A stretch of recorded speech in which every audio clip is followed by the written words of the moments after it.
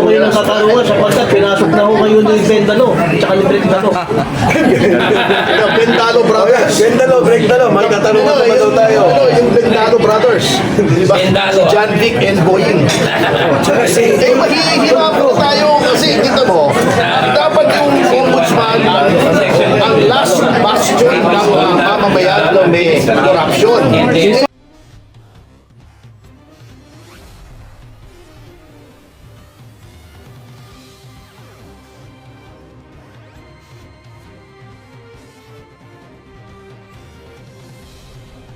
Marmoy. Ang Marmon, Marmoy. Marnoy, narinig ko kahapon Momoy. Ang first name pala yun. Sa buong opisina po ba yung iyahain nitong reklamo? Pag-usapan namin. Pag-usapan namin. Ano ba consultative kami? Pero for sure, kasama Oo naman. Sec. Kasi actually, si Juan magpa-file din. He already communicated with me, si Chairman Ronald Cardema. And ginawa din daw sa kanya yan. Ginawa din sa kanya yan. Hindi siya ng pattern. Ay, nagiging pattern na. Namimihasan na kumbaga. Sabi nga ni FPJ. Parang intentional ang ginagawa ni Karapin. Sabi nga ni FPJ, kapag kailangan ng Hindi nangyari yan sa amin ni Kong Jing and Attorney Topacio sa Kongisa. Ngayon lang nangyari yan. And we will hold her accountable for that. Sir, sa tingin nyo ba makakakuha pa ho kayo ng katarungan sapagkat pinasok na ho kayo ni Bendalo, tsaka ni Bendalo. Bendalo Brothers. Bendalo, Bendalo, may katanungan naman daw tayo. Yung Bendalo Brothers. Diba? Si John Vic and Boying. Mahihirap po tayo kasi kita mo, dapat yung ombudsman ang last bastion ng mamamayan na may corruption. Pinagkakaundaman ng loob ng ombudsman ang Pangulo dahil na Bendalo para siya maging ombudsman. Paano tayo makaka-expect ng impartiality and lack of prejudice, di ba?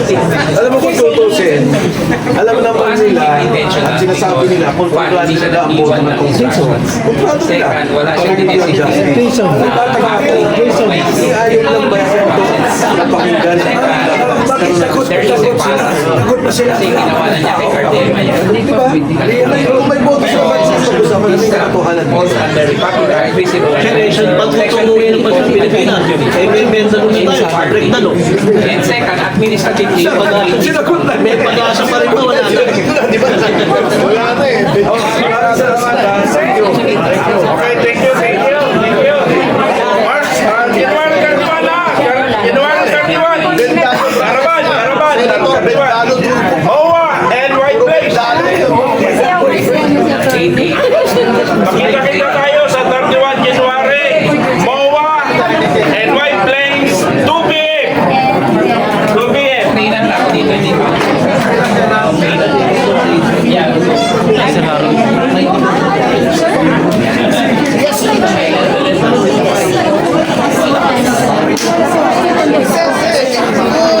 Yung maleta namin, yung maleta nawawala, Marami kasi naman. delikado na siya. Sabay-sabay yun. Supreme Court, criminal case, and administrative case.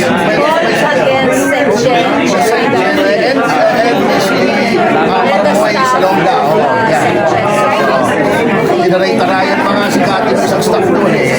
SC admin criminal. Kaya bago yung pinagano kaya wala na. Ginawa niya kita na MOA, tsaka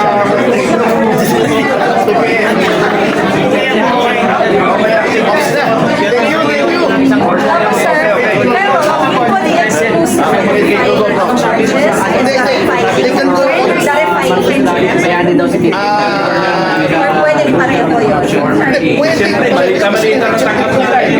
So pwede clarify and pwede Because the cause of action So, has tuloy already lang laban natin. It doesn't matter whether they Huwag tayo ma-attract, mga kababayan. Ang attract, Ano ang tamang sabihin na kayo po, yung mga complainants, ay magsasampa o nag-aaral lang magsama-sama tayo sa 31 seriously January. MOA and White Plains. to file Isasama, magnanakaw. Okay, salamat. maghain ng reklamo laban sa